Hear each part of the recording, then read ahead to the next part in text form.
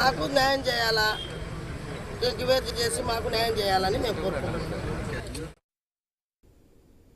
INews 2026 నూతన calendar ను కామారెడ్డి పట్టణ సీఐ నరహరి ఆవిష్కరించారు.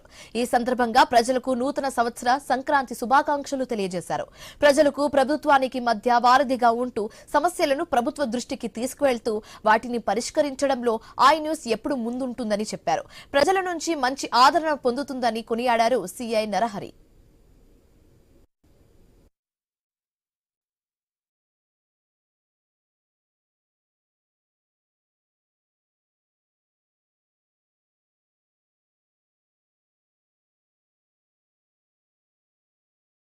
ప్రజలకు నూతన సంవత్సర మరియు సంక్రాంతి శుభాకాంక్షలు.